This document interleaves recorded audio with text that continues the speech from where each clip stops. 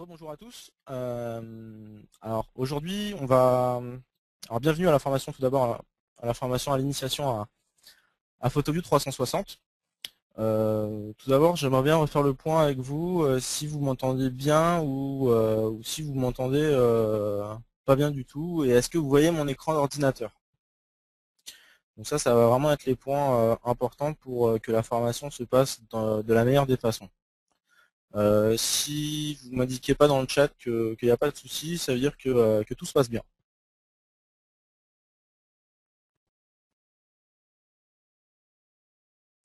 Ok, donc apparemment il y a pas de problème.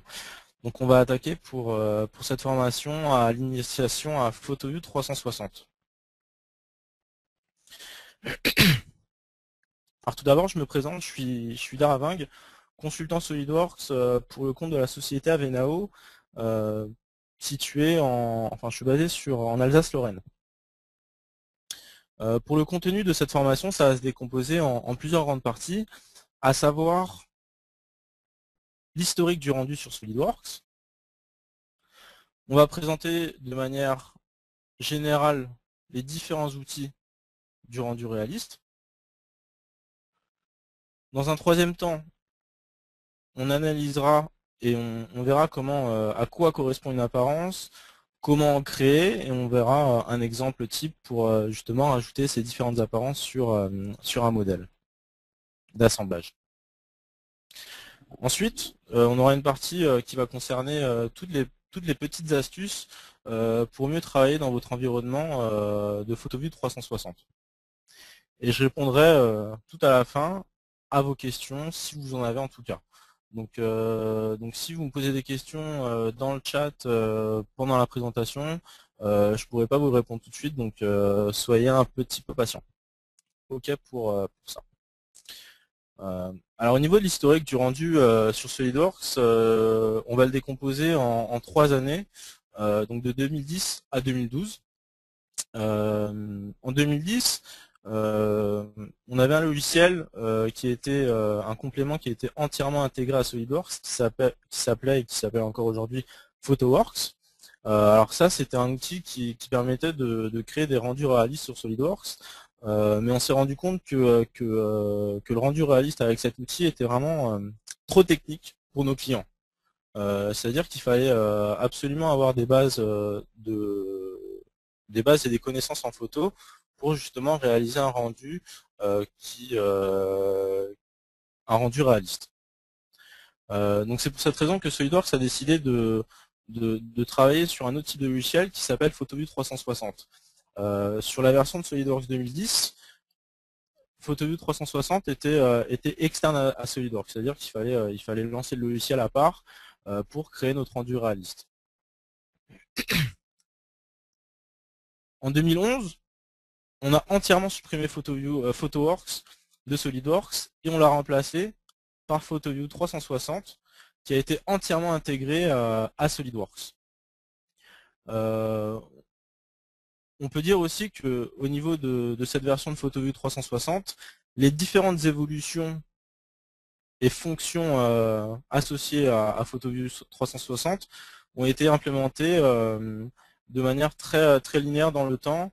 Donc on a eu à travers différents services packs et de mises à jour au sein de la version de SolidWorks 2011 des mises à jour pour PhotoView 360. Donc c'est peut-être pour cette raison que vous ne savez pas quelles ont été les nouveautés apportées à PhotoView 360 durant l'année 2011. Ensuite, pour les années à venir, on s'attend à avoir pas mal d'évolutions concernant PhotoView 360. Justement, pour avoir ces évolutions, il faut absolument que, que vous, les clients et nous, revendeurs, demandions à SolidWorks d'apporter certaines améliorations. Plus il y aura de demandes sur certaines fonctionnalités, plus SolidWorks va s'attarder à améliorer ce produit.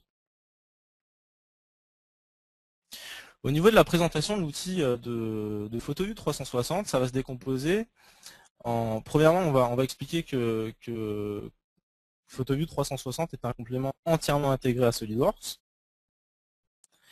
On va voir à quoi sert cet outil exactement, pour quel type d'utilisateur, Et enfin, on verra dans cette partie les options de manière globale pour savoir comment marchent justement les options de PhotoView 360. Pour commencer, PhotoView 360, c'est intégré à SolidWorks et c'est un complément. Ce qui veut dire qu'il faudra absolument, si vous souhaitez faire un rendu réaliste sur SolidWorks, activer le complément PhotoView 360. Sans ça, vous ne pourrez pas faire de rendu réaliste. C'est relativement important.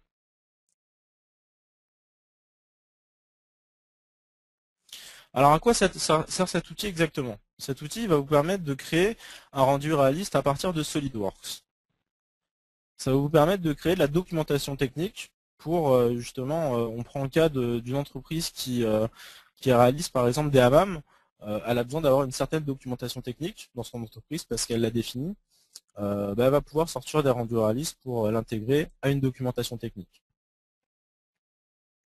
Ça va vous permettre également de faire une présentation auprès de vos clients pour avoir une visualisation du modèle. Par exemple, vous voulez modéliser un escalier dans une maison pour votre client qui est un particulier.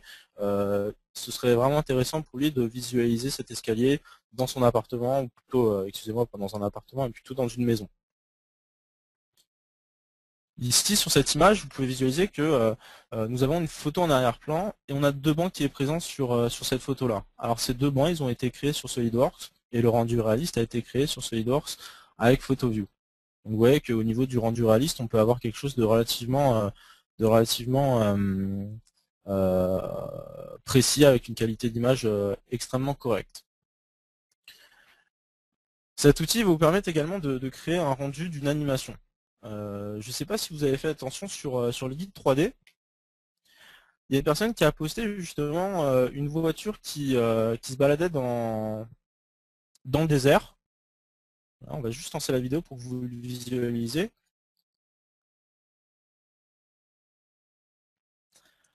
À travers cette vidéo, vous voyez que la voiture, on entend le petit bruit du moteur, donc ça c'est vraiment du plus. On voit que les roues elles sont en train de se déplacer et la voiture se déplace.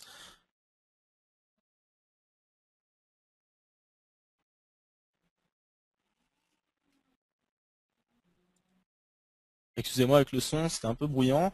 Donc on peut voir sur cette vidéo que la voiture se déplaçait suivant une trajectoire et on visualisait justement une scène en arrière-plan. Donc c'est relativement intéressant de pouvoir faire ce type de vidéo. Alors ça va être vraiment très spécifique en fonction de votre domaine d'activité. Voilà pour cette partie-là au niveau de la présentation de cet outil-là. Alors dans quel domaine d'activité on va utiliser le rendu réaliste sur SolidWorks avec PhotoView 360? Donc ça va vraiment toucher tous les domaines d'activité, en passant par la joaillerie pour quelqu'un qui va faire un bijou, un client va vouloir avoir une certaine représentation du modèle. Pour une marbrerie qui a besoin de faire des monuments en extérieur, alors un client il va venir, il va lui demander voilà, moi je veux une tombe de couleur bleue de type marbre. Bah, la marbrerie va pouvoir lui représenter ça sur SolidWorks de manière réaliste. Ça va permettre à un designer de présenter des produits de type comme une petite manette de jeu vidéo comme ceci. Pour les métiers du bois, ça va être intéressant dans la mesure où voilà, quelqu'un qui intègre des solutions de chambre pour les hôtels, ça va être intéressant pour l'hôtelier de visualiser justement une chambre dans son intégralité. Pour un chaudronnier, pour tout ce qui est machine spéciale aussi, c'est intéressant d'implémenter ces solutions de rendu réaliste. Continuons sur la présentation de l'outil. On va parler maintenant des options de PhotoView 360. Au niveau des options sur PhotoView 360, je vais juste switcher sur SolidWorks pour vous montrer où est-ce qu'on peut le trouver. Tout d'abord, il faut absolument activer notre complément. Sous Outils, Complément, on active le complément PhotoView 360. Sans ça, on ne pourra pas faire de rendu réaliste et appliquer les différentes options qu'on souhaite avoir. Automatiquement, en activant le complément outil de PhotoView 360, vous avez l'outil de rendu qui se présente à ce niveau-là. Ce que je vais vous présenter maintenant, c'est vraiment les options. En cliquant sur Options, on va visualiser plusieurs options de PhotoView 360, à savoir les paramètres de l'image de sortie, la qualité du rendu, le bloom, le rendu du contour et les caustiques directs. Moi, ce que je vais vous présenter ici, c'est donc on va s'attarder essentiellement aux paramètres de l'image de sortie, la qualité du rendu et le rendu du contour.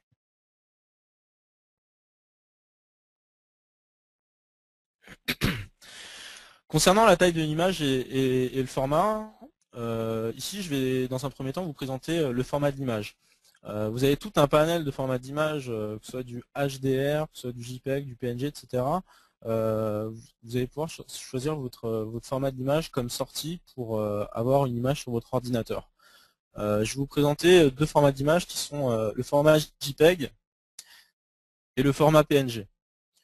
Au niveau de la sortie de l'image en format JPEG, on voit qu'on peut garder justement notre scène en arrière-plan sur l'image. Alors qu'avec le format PNG, on va pouvoir effacer ce fond et garder juste notre modèle 3D sans le fond.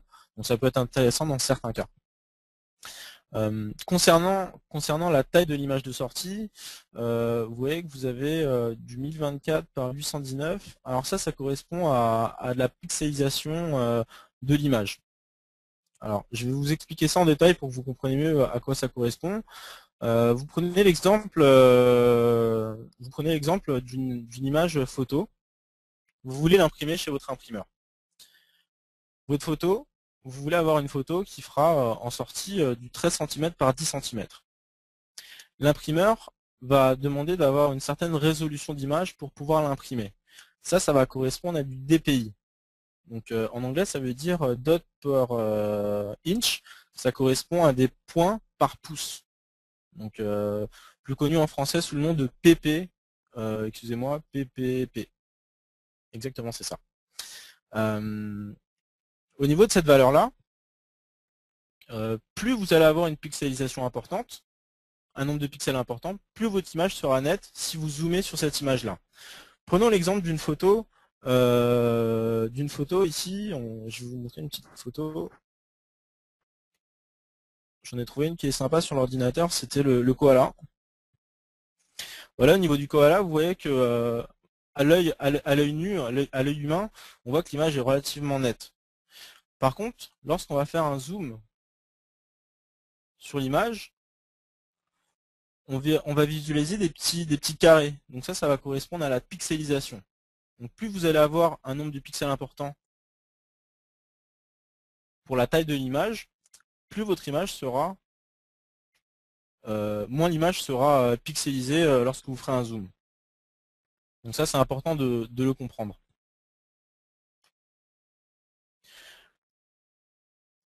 Donc je vous disais ici que justement un imprimeur, il va vous imposer une certaine résolution d'image. Si vous souhaitez imprimer votre image en photo de format 13 cm par 10 cm, il faudra effectuer un calcul pour justement avoir le nombre de pixels à renseigner au niveau de la largeur de pixelisation et la longueur de pixelisation sur PhotoView 360 et au niveau de ses options. Le calcul il est relativement simple, ça va correspondre à la dimension de votre image au niveau de la largeur, divisé par 2,54. Alors pourquoi 2,54? Parce que 1 pouce, ça correspond à 2,4 cm, et on va multiplier ça par le nombre de DPI voulu. Ce qui va vous donner vos nombres de pixels en largeur et en longueur, que vous pourrez renseigner dans les options de SolidWorks. Pour information, un écran d'ordinateur, la résolution en DPI, ça va varier entre 70 et 100 DPI à peu près. Alors au niveau de la qualité de rendu, des options de qualité de rendu, vous allez avoir une qualité de rendu de l'aperçu. On va voir un peu plus tard que on pourra visualiser une petite fenêtre d'aperçu pour voir en direct justement le rendu réaliste de votre modèle. Et vous avez également une qualité de rendu final pour justement sortir une image sur votre ordinateur. À ce niveau-là, Cyril Gobry avait posté un petit billet de blog concernant justement la qualité du rendu, expliqué justement, vous voyez ici, on a une image avec différentes qualités, donc une image avec une qualité bonne, qualité haute, qualité optimale et qualité maximale. Dans cet exemple-là, on a 3 verres à pied, et l'idée c'est d'avoir, l'objectif c'est vraiment d'avoir le rendu final avec une transparence parfaite. Le fait d'utiliser une qualité bonne en rendu final, vous voyez clairement que le verre, enfin les 3 verres, ils sont pas totalement transparents. Avec une qualité un peu plus importante de type haute, on voit que la transparence commence à se ressentir. Ainsi de suite jusqu'à la qualité maximale. On va s'intéresser justement à cette partie-là, pour que vous compreniez bien le principe de réfraction et de réflexion sur SolidWorks et l'anticrénelage au niveau de la qualité de l'image. Je vous passe tous les calculs mathématiques sur la réfraction, mais l'idée c'est vraiment de comprendre que si on veut avoir les 3 verres à pied avec le plus de transparence possible sur le modèle, il faudra avoir un maximum de réfraction. Sur SolidWorks, au niveau de la réfraction et de la réflexion, on sera limité à un nombre maximum de 10 au niveau de la qualité maximum obtenue en rendu final. Ici, on voit que par exemple, lorsque on a une réfraction entre ce verre-là et ce verre-là, et le dernier verre, on voit qu'ici on a besoin de 8 réfractions pour obtenir une transparence de nos 2 verres. En passant par l'intersection des 3 verres, on aura besoin absolument de 12 réfractions pour obtenir nos 3 verres qui seront transparents. Comme la limite du logiciel de PhotoView 360 est de 10, on n'aura pas une transparence parfaite, et on se rapprochera du modèle voulu. Voilà pour cet élément-là. Au niveau de la qualité d'anticrénelage, en fait, ça va correspondre à la qualité d'image dans les options de SolidWorks. Vous avez peut-être déjà remarqué lorsque vous créez un cube sur SolidWorks, un cube, un cercle, plutôt un cercle, si la qualité de l'image dans les options de SolidWorks était pas bonne, on avait un polygone. Donc ça, au niveau des options et de la qualité d'image, ça va jouer justement sur la qualité d'image et sur la résolution d'image filaire à ce niveau-là. Plus vous allez avoir une qualité haute, plus votre modèle sera ou ne sera pas anti-crénelé, ne sera pas crénelé. Voilà pour cette partie. Au niveau de la dernière option que je vais vous présenter, ça va correspondre au rendu du contour. Le rendu du contour, toujours une option de SolidWorks. Vous voyez que pour l'utiliser, il faut cocher la petite case.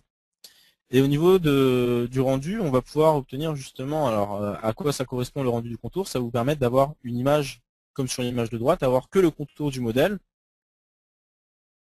sans la modélisation du volume. Donc ça peut être intéressant dans certains cas. Dans d'autres cas, vous pouvez avoir également votre image avec votre texture, vos apparences, vos couleurs qui sont appliquées au niveau de votre modèle 3D, et en plus avoir un rendu du contour. Donc ça va correspondre aux différentes options que vous cochez à ce niveau-là. Vous pouvez définir une certaine épaisseur de ligne et une couleur du contour général du modèle.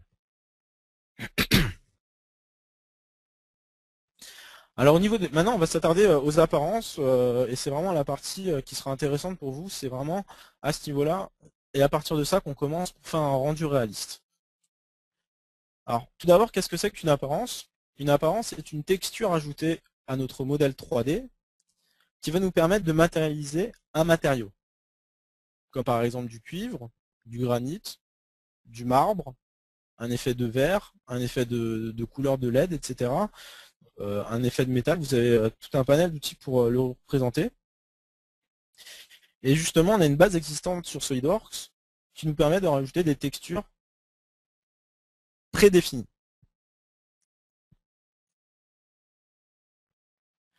On va voir comment créer justement une apparence.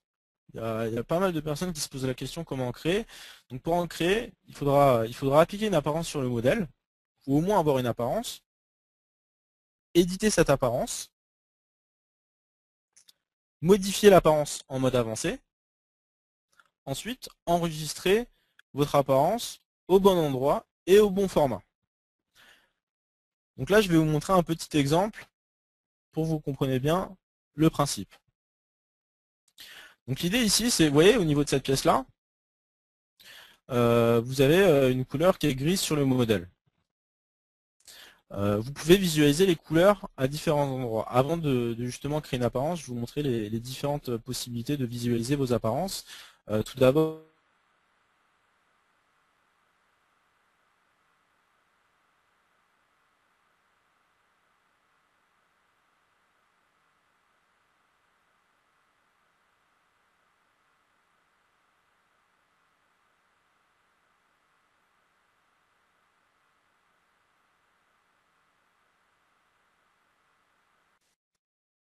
3D, c'est au niveau de la petite boule de 4 couleurs du Display Manager, ici. Ici, lorsque vous allez rajouter une apparence sur le modèle, ça va venir se ranger à ce niveau-là.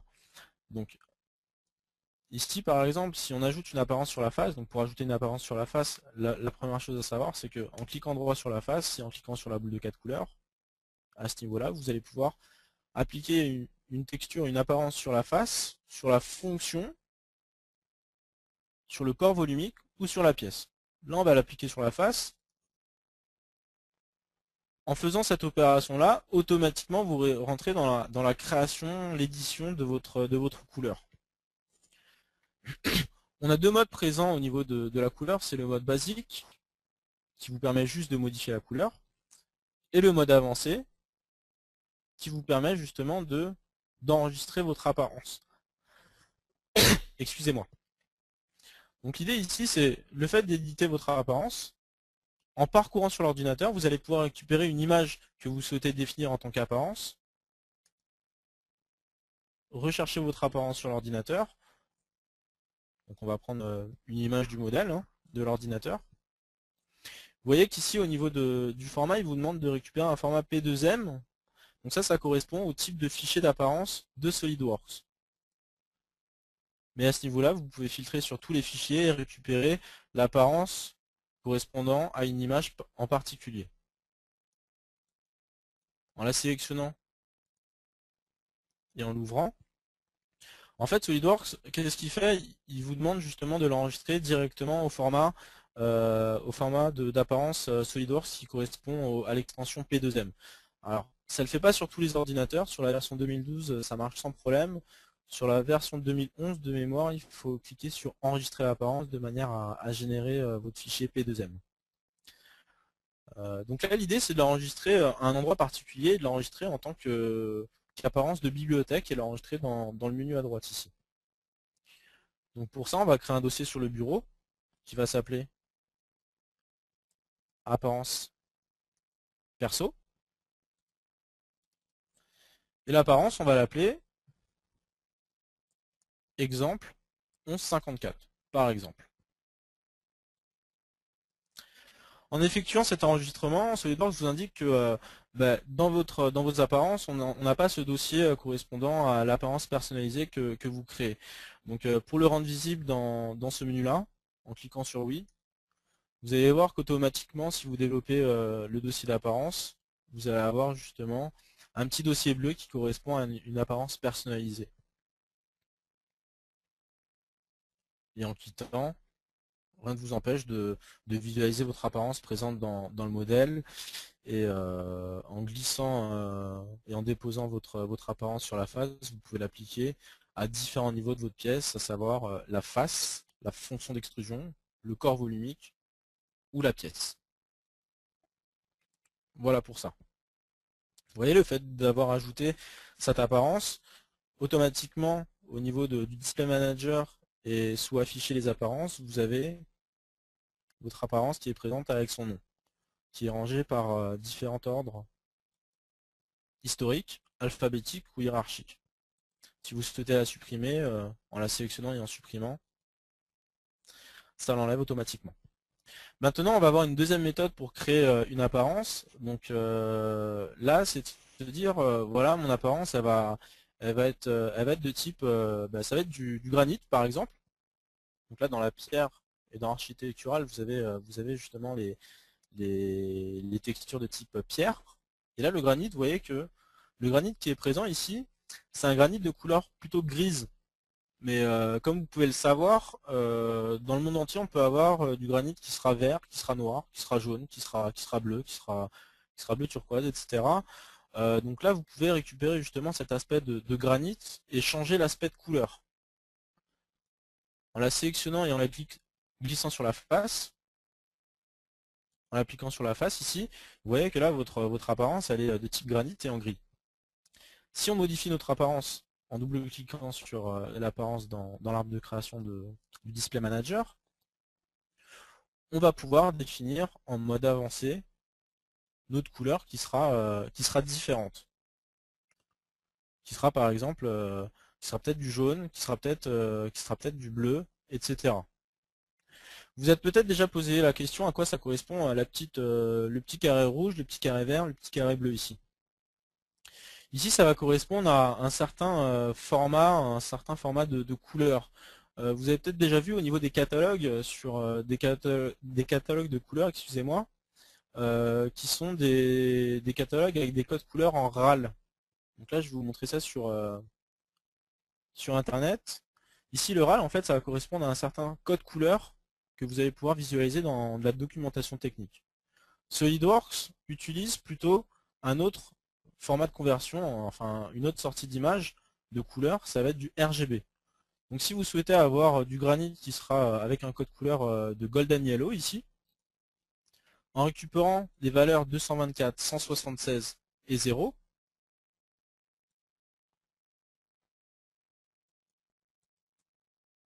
j'ai oublié la valeur, 224, 176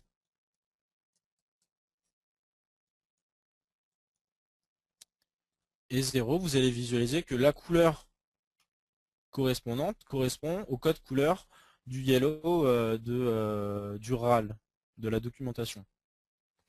Et vous gardez entièrement cet aspect ici sur la pièce de granit.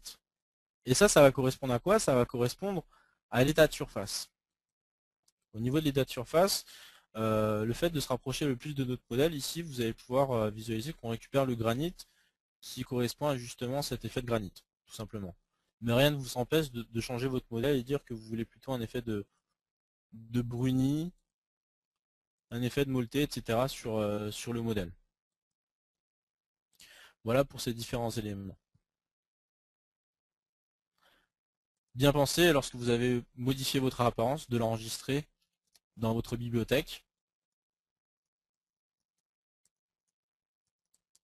de manière à la conserver et la réutiliser plus tard. Vous voyez que dans votre dossier à droite, au niveau des apparences perso, vous avez votre granit jaune qui s'est rajouté ici. Donc voilà, maintenant vous savez comment justement créer une apparence sur SolidWorks de deux manières différentes.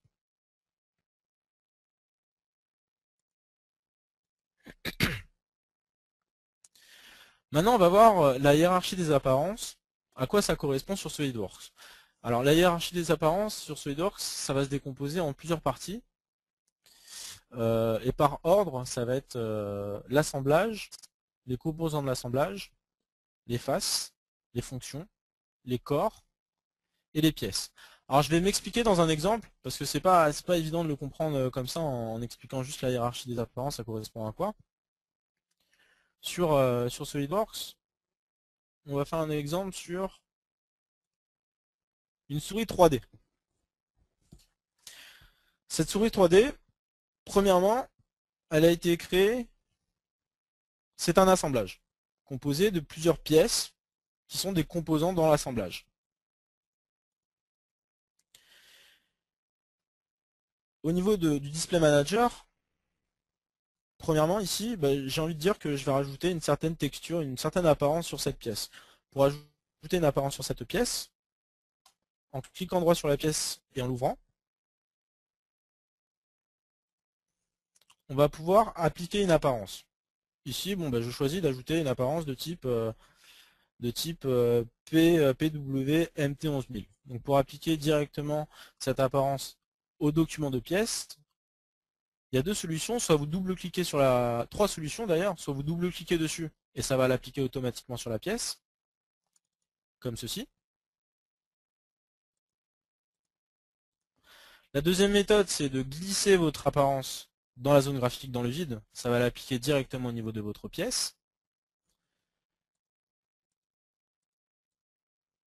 La troisième méthode, c'est de glisser cette apparence sur votre face de la pièce et ici dire que vous voulez l'appliquer au niveau de la pièce. Voilà pour ça. On va reconstruire, on va enregistrer.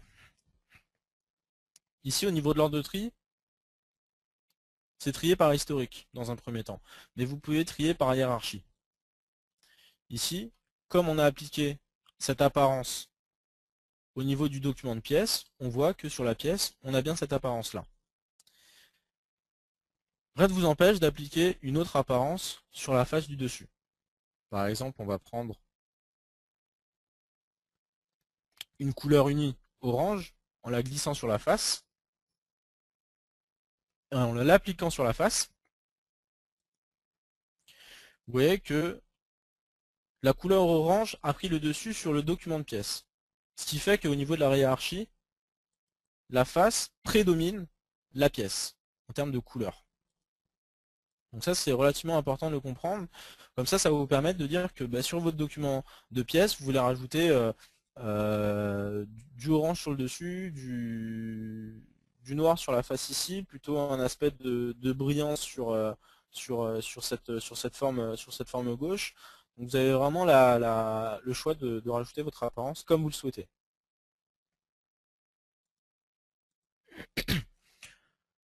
Automatiquement, sur le modèle d'assemblage, l'apparence est venue se rajouter automatiquement.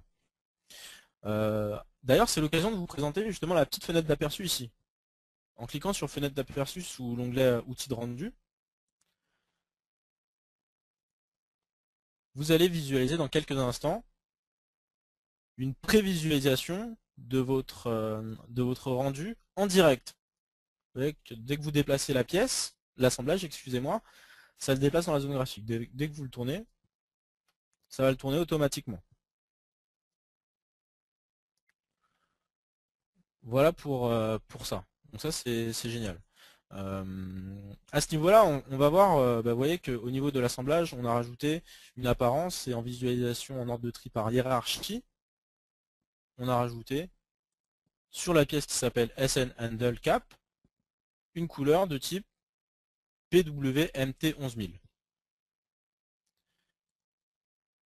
Ici, par exemple, on va voir au niveau de l'apparence, vous voyez, vous avez un bouton ici et le même bouton de l'autre côté. Donc ça, dans un assemblage, ça va correspondre à des composants. Vous voyez, dans l'arbre de création de SolidWorks, vous avez SN bouton 1, SN bouton 2. Vous avez la possibilité d'appliquer une apparence sur le composant d'une certaine couleur et sur l'autre composant de l'assemblage, une autre couleur. Par exemple, ici, si on vient appliquer, si on vient glisser et déposer notre apparence de orange sur la face de notre bouton, ici, dans l'assemblage, vous avez la possibilité de l'appliquer au niveau du composant de l'assemblage. Ce qui fait que, en l'appliquant ici, ça ne l'applique pas de l'autre côté. Donc ça le dissocie entièrement. Ce qui veut dire que pour un même assemblage, si vous avez inséré plusieurs fois le même composant, vous pouvez définir des couleurs différentes sur le composant de l'assemblage ici.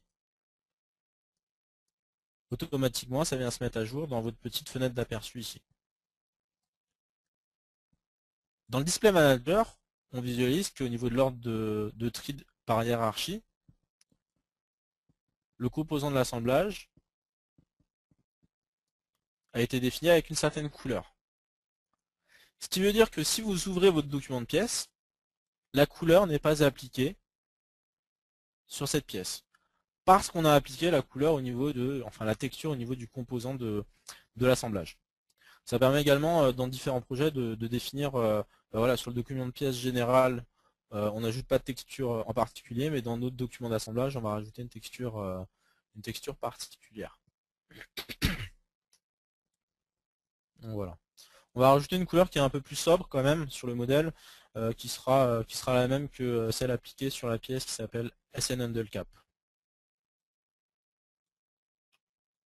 En la glissant et déposant sur la face, vous voyez que vous pouvez l'appliquer directement au niveau de la pièce, comme si vous avez ouvert la pièce et que vous avez appliqué cette apparence sur la pièce. Automatiquement, vous voyez que la texture est bien appliquée sur le document de pièce. Voilà pour ça. Ici, ça va être pareil, hein. On va appliquer une certaine texture un peu plus avec un effet de brillance, de couleur noire. Et on va l'appliquer au niveau du composant d'assemblage pour avoir quelque chose de différent en termes de création d'apparence au niveau de l'assemblage. Au niveau de cette pièce, on va l'ouvrir et on va regarder ce qu'on va faire dessus. L'idée et l'objectif, ce serait de rajouter une apparence de type acier inoxydable sur le modèle entier, et sur le fond et sur cette face, rajouter, et même sur les faces intérieures du modèle, un effet de lumière. D'accord. Donc la première chose à faire, c'est que comme on veut rajouter un effet de lumière sur ces différentes faces, on va appliquer des apparences sur ces différentes faces. Donc là, ce sera en termes d'apparence, ce sera une lumière de type LED en bleu. Donc pour ajouter cette apparence au niveau de ces deux faces, en sélectionnant les deux faces comme ceci, et en double-cliquant sur notre apparence, ça va l'appliquer automatiquement sur nos différentes faces. Oui, mais voilà, on a oublié de rajouter justement notre apparence sur ces différentes faces. Donc pour le faire, vous avez une petite astuce, c'est dans un premier temps de sélectionner les faces sur lesquelles vous voulez rajouter la même apparence que sur cette face,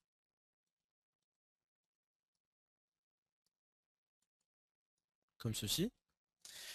Et dans l'arbre de création du Display Manager et des apparences, en cliquant droit sur l'apparence sur laquelle vous voulez l'attacher, en cliquant sur attacher à la sélection, ça va rajouter l'apparence à une autre sélection, comme ceci. Donc c'est génial, plus besoin de se dire où se trouvait mon apparence dans ma bibliothèque. Là, vous pouvez le récupérer directement via l'arbre de création ici.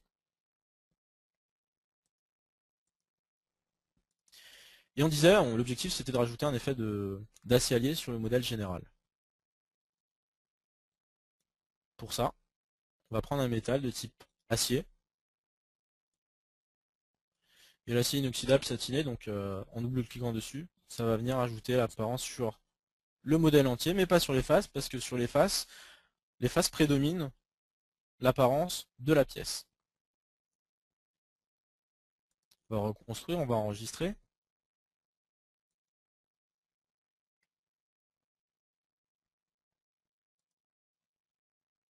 On va quitter. Ici, vous voyez que automatiquement, ça vient appliquer cette apparence-là. Voilà pour ça. Ici, je fais le choix de rajouter une certaine apparence de type brillance noire sur cette face et la petite face qui se trouve à l'intérieur ici. Donc pour le faire, hein, comme je vous le disais tout à l'heure, vous pouvez en fait sélectionner les différentes faces et récupérer l'apparence que vous souhaitez mettre en double-cliquant sur cette apparence-là. Ça vient l'ajouter directement au niveau de la pièce et pas au niveau du composant. Bien faire attention à ça. Voilà pour cet élément.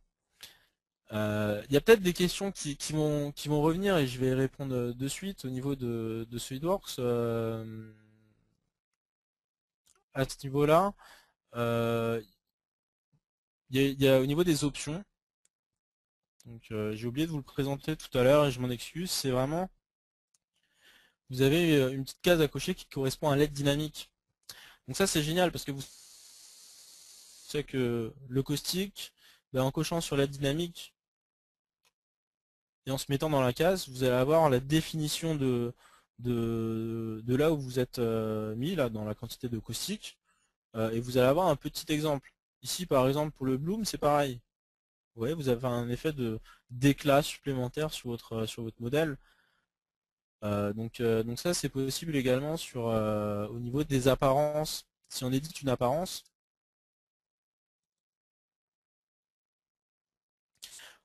si on se met au niveau de l'illumination, par exemple, au niveau de la dynamique, bah, vous ne savez pas ce que c'est que la quantité de diffusion.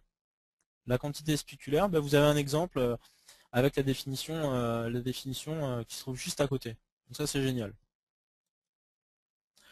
Voilà pour cette petite astuce. À ce niveau-là, alors vous voyez que au niveau de votre assemblage, si vous le déplacez dans la zone graphique, en fait, ça va le déplacer au niveau de la fenêtre d'appui. Donc ça va définir la position du modèle.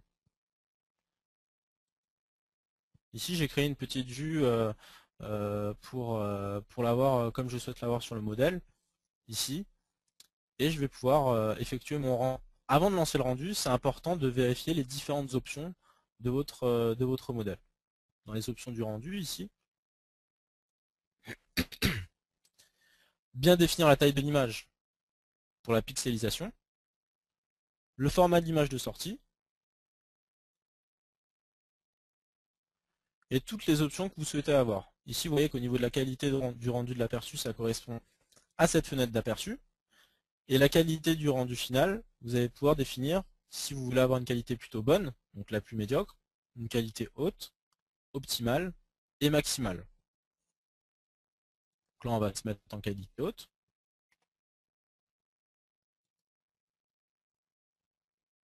Et on va être rendu final. Là, vous avez une petite boîte de dialogue. Enfin, c'est même pas une boîte de dialogue, c'est vraiment le solver qui permet de créer votre rendu final.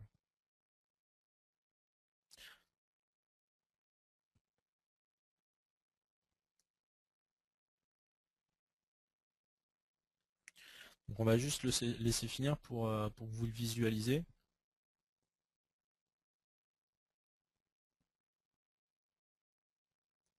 Voilà au niveau de l'image de sortie de notre modèle.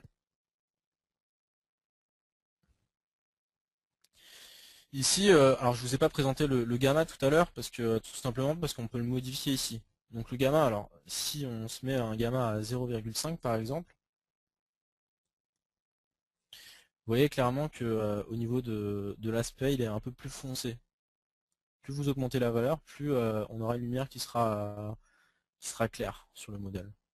Donc en le mettant à 3 par exemple, vous voyez que ça fait un peu, c'est un peu plus fade. Donc par défaut la valeur est à 1,6, mais n'hésitez pas à la modifier si vous souhaitez avoir quelque chose de plus propre par rapport à votre besoin. En enregistrant l'image,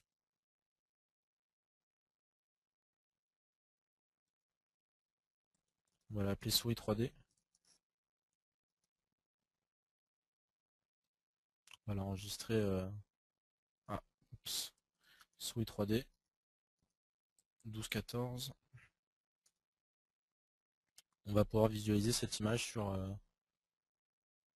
l'ordinateur.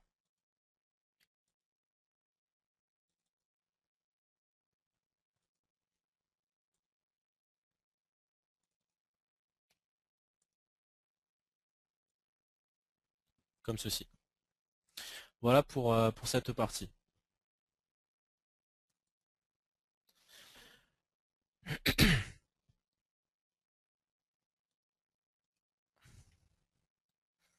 Alors au niveau des petites astuces, on en a quelques-unes ici. C'est lorsque vous sélectionnez une apparence et que vous cliquez sur Alt et que vous glissez cette apparence sur votre pièce, ça édite automatiquement votre apparence. Je vous ai présenté tout à l'heure la petite fenêtre d'aperçu. Donc c'est pas mal parce que vous avez votre rendu réaliste qui sort en direct au niveau de cette petite fenêtre. Je vous ai présenté aussi au niveau des astuces, dans le Display Manager, vous vous souvenez dans la petite boule de 4 couleurs et dans les apparences, lorsque vous double-cliquez sur une des apparences, ça l'éditait automatiquement, donc ça c'est pas mal pour éviter de cliquer droit et éditer l'apparence. et l'aide dynamique qui vous permettait d'avoir la définition et la représentation de chacune des options. Voilà pour ça. Alors, est-ce que vous avez des questions par rapport à cette formation qu'on a effectuée? Parce que j'en ai fini avec ça. N'hésitez pas à poser des questions au niveau du chat.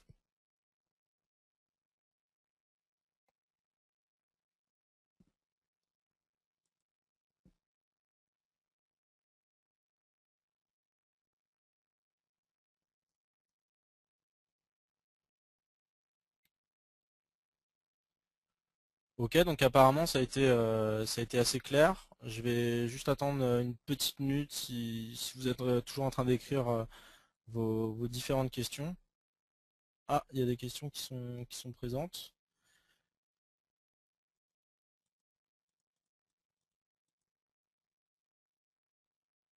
Alors, je vais juste avant dire ça.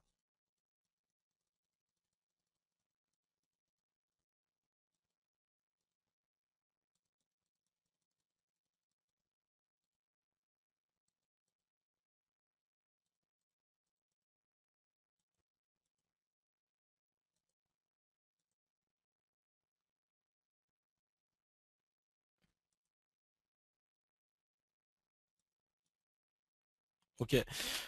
Donc la première question, c'est donc je vais reformuler pour bien voir si ça a été si c'est bien clair la question. Comment intégrer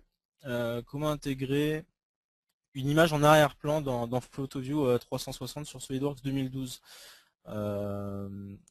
Alors ça c'est pas l'ordre de c'est pas une question qui est liée vraiment à notre formation en ligne. N'hésitez pas si les questions elles sont pas liées à notre justement à tout ce qu'on a vu ensemble, il vaudrait mieux que qu'on parle en privé au niveau du chat du 8 3D. Donc pour ça il n'y a pas de souci. Euh, ensuite, je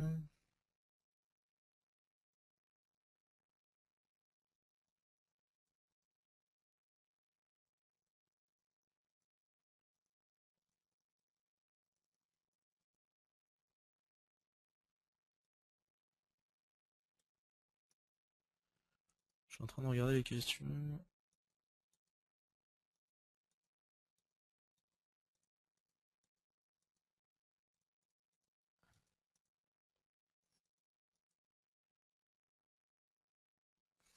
Alors la deuxième question, c'est comment peut-on rajouter des apparences au format LXP et comment notifier ce format ou P2M à la place de JPEG. Donc pour le faire, alors j'ai pas très bien compris la question en fait. Donc si vous pouvez reformuler la question dans la boîte de dialogue de questions, ce serait vraiment génial.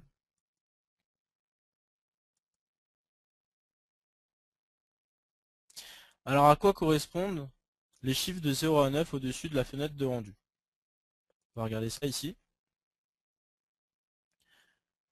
De 0 à 9, en fait, ça va correspondre au rendu que vous avez effectué sur SolidWorks.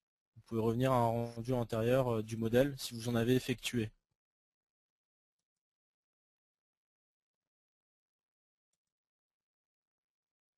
Ça permet d'avoir un pré-enregistrement de votre image et de l'enregistrer par la suite.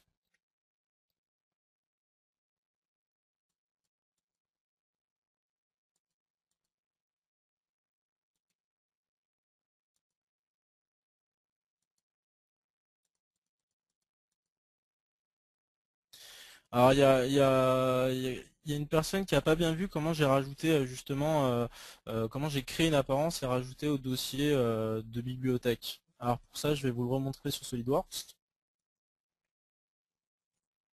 On va juste réduire toutes ces images du modèle.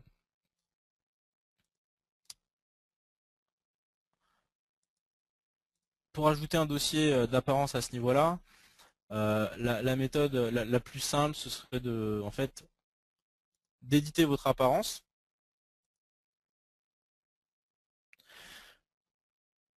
Se mettre en mode avancé recherchez votre apparence que vous souhaitez intégrer à votre bibliothèque.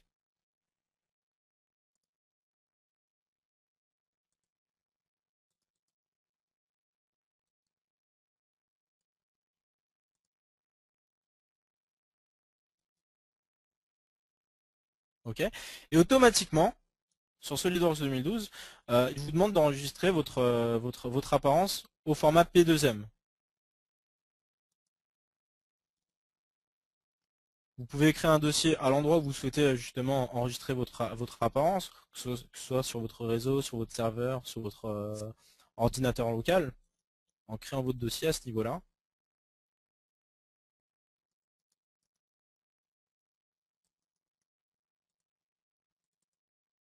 en définissant le nom de votre apparence et en l'enregistrant. Automatiquement, SolidWorks va vous demander justement, si vous cliquez sur oui, en fait, au niveau de cette boîte de dialogue, ça va l'enregistrer, ça va créer un dossier supplémentaire au niveau des apparences. Si vous cliquez sur non, ça ne va pas le spécifier. Donc là, volontairement, je vais cliquer sur non. Et vous voyez qu'en fait, l'apparence, elle a bien été sauvegardée. Par contre, elle n'est pas bien spécifiée ici. Donc pour justement la rendre visible, vous avez une méthode, c'est en vous mettant sur apparence, ici vous avez un petit dossier bleu. Et vous pouvez ajouter un emplacement de fichier qui correspond à votre dossier test apparence.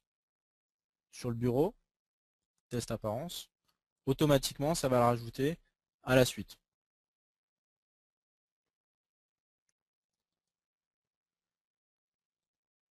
Est-ce que ça a été assez clair pour cette partie-là?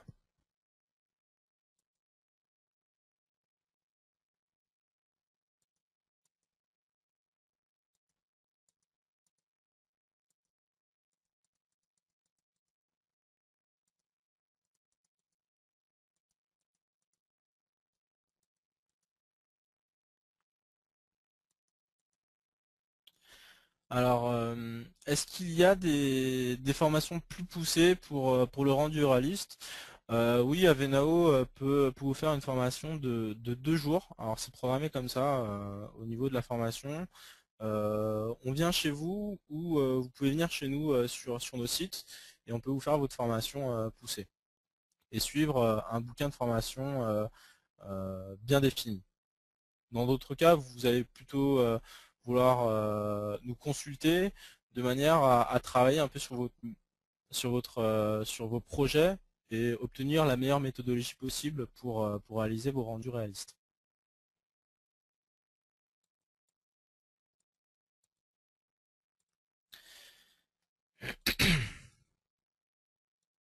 Ok. Il y a une autre question, c'est pas vraiment une question, c'est alors si c'est une question, c'est je dois avoir un problème d'orientation des lumières de base. Alors ça correspond aux scènes sur SolidWorks et dans PhotoView 360.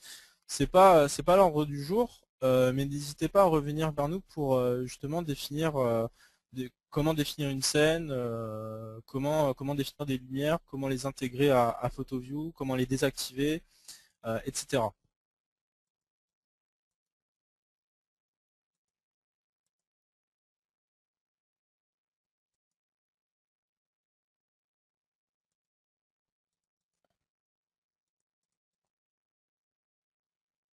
Alors comment mettre un logo sur une pièce? Un logo sur une pièce, ça va correspondre plutôt à un décalque. Donc c'est la même méthodologie que la création d'apparence sur SolidWorks.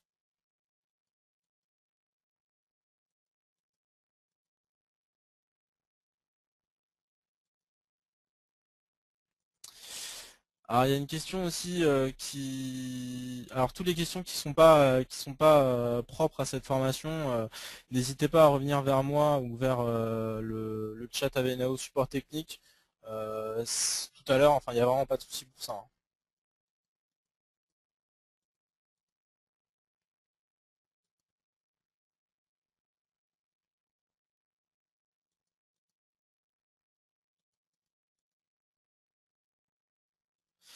Ok, alors il y a plein de questions. Alors au niveau, une autre question, quelques mots sur le carré de redimensionnement des apparences. Je n'arrive pas à les manipuler. Pour ça, il faut absolument, en fait, au niveau des apparences, si vous voyez toujours mon écran, au niveau de cette apparence qui est appliquée sur la face. Voilà, donc c'est au niveau de la projection.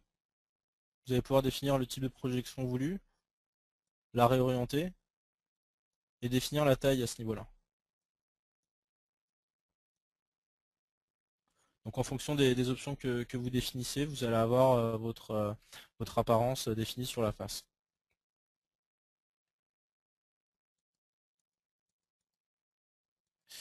Est-ce qu'on peut faire du relief sur les pièces avec l'état de surface par exemple? Oui, on peut faire du relief. Enfin, on peut récupérer une apparence qui est définie par un relief avec l'état de surface, et vous pouvez redéfinir en fait. On va juste réouvrir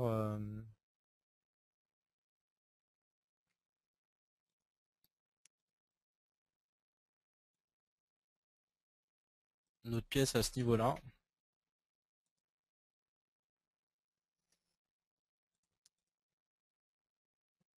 Donc par exemple sur cette face-là, si on ajoute une apparence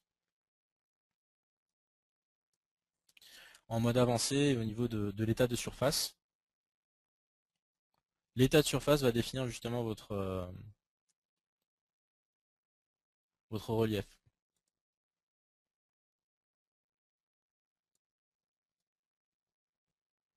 sur le modèle. Ça va correspondre à cet élément.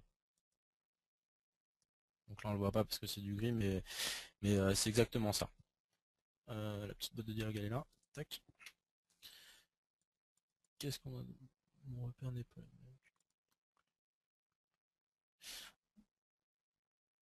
Donc oui, Florian Bousseau, excusez-moi. La question c'est en fait au niveau des lumières, pour expliquer pourquoi la scène, lorsque vous faites votre rendu, on n'a pas forcément la même chose au niveau du modèle.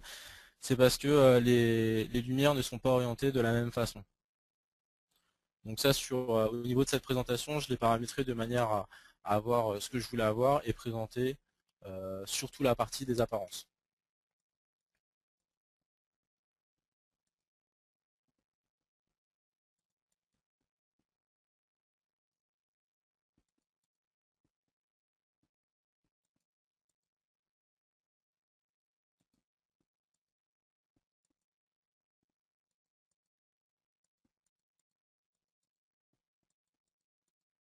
Ok.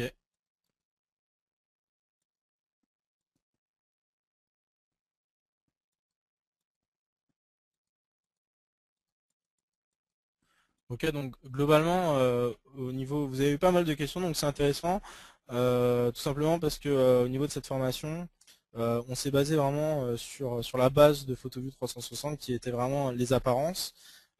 Prochainement, on planifiera des formations sur la suite justement du rendu réaliste sur SolidWorks, à savoir présenter qu'est-ce que c'est qu'un décalque, ça correspond à un logo, pour qu'on le rajoute à ce niveau-là. On verra à travers une autre formation à quoi correspondent les scènes sur SolidWorks, comment rajouter nos lumières.